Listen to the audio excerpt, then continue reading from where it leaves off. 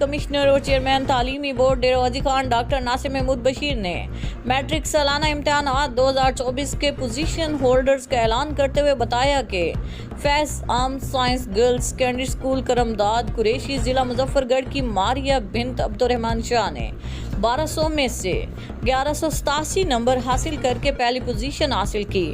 Government girls high school بستی قاضی ضلع علیہ کی سدرا ضیاء اور centre of excellence girls Dera Ghazi Khan کے انشال فاطمہ نے 1100۔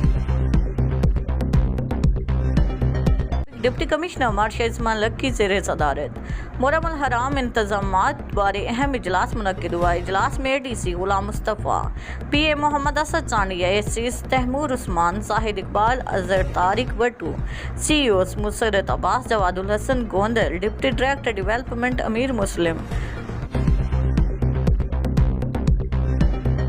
حکومت پنجاب کی ہدایت پر محرم الحرام کے لیے مثالی اقدامات۔ ڈیرہ غازی خان کی ضلعی انتظامیہ پولیس مثالی سیکورٹی اور سہولیات فراہمی کے لیے الرٹ ہے۔ ڈپٹی کمشنر مارشل عثمان لک اور ڈی پی او سید علی نے آن گراؤنڈ انتظامات کا جائزہ لیا۔ وزیر اعلیٰ پنجاب مریم نواز شریف کی ہدایت پر کابینہ کمیٹی نے ڈی جی خان میں محرم الحرام کے جلوس اور مجالس کے انتظامات کا جائزہ لیا۔ صوبائی وزیر اور چیئرمین کابینہ کمیٹی خواجہ سلمان رفیق اور دیگر وزراء نے کہا کہ وزیر اعلیٰ پنجاب مریم نواز شریف کی ہدایت پر کابینہ کمیٹی برائے لا اینڈ آرڈر نے محرم الحرام کے حوالے سے ڈیرہ غازی خان کا دورہ کیا۔ Commissioner office D G Khan میں اعلیٰ سطحی اجلاس منعقد ہوا۔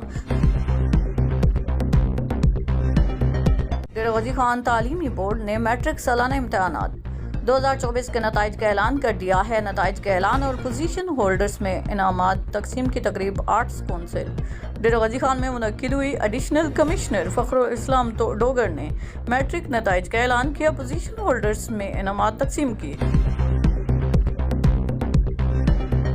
چیئرمین اسٹینڈنگ کیبنٹ کمیٹی برائے امن و امان خواجہ سلمان رفیق نے کابینہ کمیٹی کے ہمراہ ڈی جی خان میں عاشورہ کی مرکزی جلوس اور مجالس کے منتظمین سے ملاقاتیں کی، انتظامیہ کی طرف سے فراہم کردہ سہولیات اور انتظامات کے بارے میں معلومات حاصل کی۔ بزدار کالونی میں رات کی تاریکی میں غیر موجودگی میں گھر میں چوری کی واردات، جس میں طلائی زیورات، 1 تولہ سونا، washing machine, table fan, cash 60,000، شناختی کارڈ، لائسنس، پاسپورٹ اور پرسنل ڈاکومنٹس، 40 مرغیاں، 15 من گندم، موبائل نوکیا 2 عدد، سم وغیرہ 15 پر کال کیے 2 گھنٹے بعد پولیس موقع دیکھ کر چلی گئی۔